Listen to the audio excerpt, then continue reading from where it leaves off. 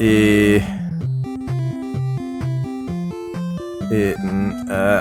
okay, let's rate this guy. Rescue Rangers 2. Yeah, that's it. Alright, time to rate this guy. Come on. Time to rate this guy. Alright, so Rescue Rangers 2. Did you enjoy it? Let's see. Okay, so here we go. Rescue Rangers 2, it's definitely a major improvement from Rescue Rangers 1. Definitely, you see humongous, like abysmal improvements both in the gameplay. The mechanics are more fluent, they are more polished, the controls are super tight. That makes the game so much easier to go like in different platforms, to do like crazy jumps or to go back and forward between enemies. Another amazing major improvement is the level design. The level design is more delightful in here versus in Rescue Rangers 1. It was a little bit more plain per se, or like boring. So you would kind of like just like go, and then you will finish. Still, there is not like a major difficulty improvement in the challenge of the levels. But in the boss fights, holy shit, the boss fights are a little bit more challenging. Not like super crazy challenging, right? It's not the ultimate platform game. But comparing to Rescue Rangers 1, yes, it's a major improvement. It's a little bit more difficult.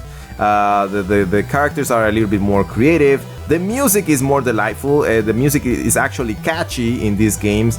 In Rescue Rangers 1, it was kind of catchy, but I think it was only one song or two songs. In this one, they try to a little bit diversify that, you know, and so they make more songs, more enjoyable. Another amazing thing about the game is that it has cutscenes. Every single time that you finish one of the levels, you have a little cutscene filling you in with the story and how the story is progressing. So that's great, because it's not only like, oh, they kidnap Gadget and we have to go and rescue her. No, now Gadget is out and we all apparently doing this, right? Although you never meet none of those guys other than in the cutscenes. But, well, apparently the whole Rescue Ranger team is doing this stuff. So Fat Cat is their ultimate enemy, he's back again, yada yada yada. But the point is that you have more cutscenes, you have a little bit more of dialogue. It's okay, it's good, it's enjoyable. I will say this is a game worth playing if you want an improvement on Chip and Dale. If you want a good platformer, not necessarily, because it's an easy platformer. So I would say it's just aimed towards younger audiences, like 9-year-old or 8-year-old. 10-year-olds, you know? So it's not necessarily something that you will say like, whoa, this is like Mega Man level or I don't know, Shattered Hand level. Not really. But it's an improvement over Rescue Rangers 2. Therefore, I think we're gonna give it 4 stars. Actually, it's a 4-star game. No, it's a 3 stars game. It's a 3 out of 5 stars. Just because it's not necessarily super mega difficult. Now, one of the things that I really like is that I like and I don't like at the same time is that they don't give you power-ups and they don't give you anything. You know, they only give you these RR little icons that you have to collect in your way, and that eventually, I believe, will count as coins or points for you to get 1-up, extra lives. Other than that, you don't have anything. You only have freaking crates, and the whole entire time you just throwing things at everybody. Including other enemies. So you're throwing enemies at other enemies.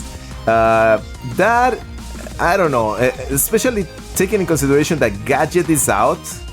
In the first one it was understandable because, okay, Gadget, which is the brain, she's like the Donatello of the Rescue Rangers.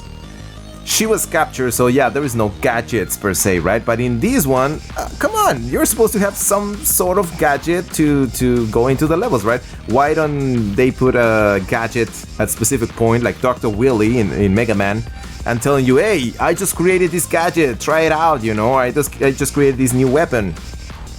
That could have been something that definitely Capcom knew about. By this point, they definitely knew about that. And they just didn't implemented. So in that sense, I think 3 stars is just good enough for Capcom. For Capcom standards, it's a very easy, very simple platformer, not one of his best, but also not one of his worst, because they didn't really have very bad games, but Chip and Dale 1 was crazy lame. So that was the review. 3 stars for Chip and Dale Rescue Rangers 2.